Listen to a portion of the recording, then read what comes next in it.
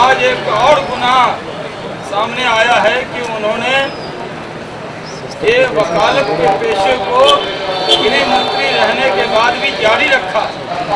वकालत करते हुए तो उन्होंने फीस ली होगी, लेकिन गृह मंत्री बनने के बाद मुकदमा वापस कराने के लिए जो उन्होंने दबाव डाला, ये गुनाह अजीम है, इसकी माफी नहीं हो सकती।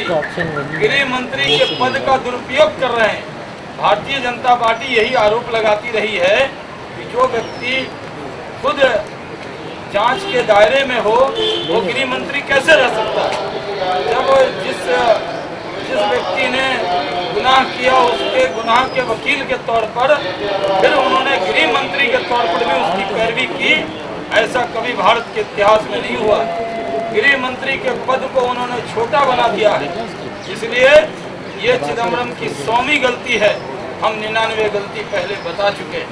इसलिए हम पी चिदम्बरम को तुरंत बर्खास्त करने की मांग करते हैं। 1 मिनट भी इनको गृह मंत्री के पद पर रहने का कोई अधिकार नहीं है।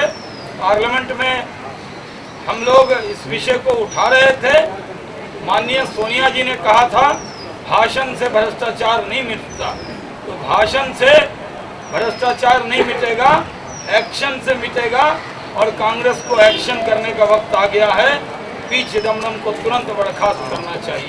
लेकिन सर, हरीश रावत ने एक स्टेटमेंट दिया है। उन्होंने कहा है कि ये चिदम्बरम साहब पर निशाना लगाया जा रहा है क्योंकि वो एनआईए की जो जांच चल रही है उसमें बीजेपी के दबाव में देखिए, उनको कोई कैबिनेट मंत्री कुछ कहें तब आप हमसे जवाब लीजिए। अब वो बात के निजी विचार होंगे, अब उस पर मैं कोई प्रतिक्रिया नहीं दूंगा।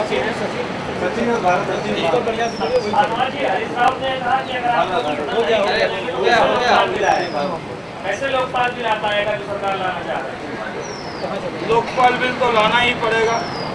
कांग्रेस को कोई बहाना मिलने वाला नहीं है। लोकपाल बिल के लिए भारतीय जनता पार्टी कमिटेड है।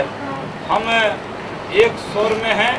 जो हम सर्वदलीय बैठक में बोलते हैं वही पार्लियामेंट में बोलते हैं, वही बाहर बोलते हैं। कांग्रेस ने अपना रुख लोकपाल बिल पर अभी तक स्पष्ट नहीं किया। सर्वदलीय बैठक में सबकी राय ले रहे हैं और कांग्रेस अपनी राय दे नहीं रही है। इसमें दाल में कुछ काला है, नीयत और नीति में खोट है। लेकिन नीयत खराब हो या नीति खराब हो, लेकिन हम लोग विपक्ष की भूमिका निभाते हुए लोकपाल बिल को जल्द से जल्द आए और पास कराने के लिए हम रात भर बैठने को तैयार हैं। लेकिन लोकपाल बिल इसी सत्र में पास होना चाहिए, ऐसा भारतीय जनता पार्टी मानती है। Sir, on Bharat Ratna, basically, sir, the PMO has accepted MHA's recommendation of expanding broad-basing.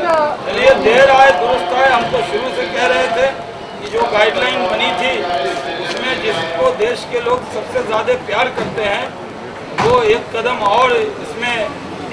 और सरकार ने बढ़ाया है।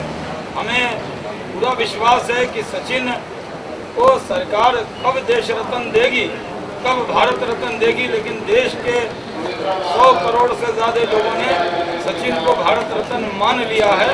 वो ऐसे भी देश के लिए रत्न है और ये अच्छा कदम है। But sir, besides Sachin Tendulkar, any other sportsman you think who deserves it? देखिए, ये तो तय करना अभी मैं तय करने वाली कमेटी में नहीं हूँ, इसलिए मैं कह दूँ कि इसको मिलना चाहिए, उसको मिलना चाहिए। मुझे लगता है जिसने देश का नाम रोशन किया हो उसको ज़रूर भारत रत्न मिलना चाहिए। और ऐसे बहुत से लोग हैं जो देश के लोगों के दिल पर राज करते हैं, जिनको देश के लोग प्यार करते हैं।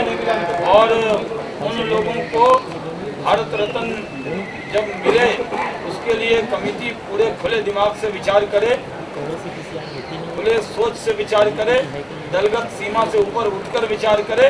भारत में ऐसे बहुत से रत्न हैं जिनको देश के लोग भारत रत्न मानते हैं।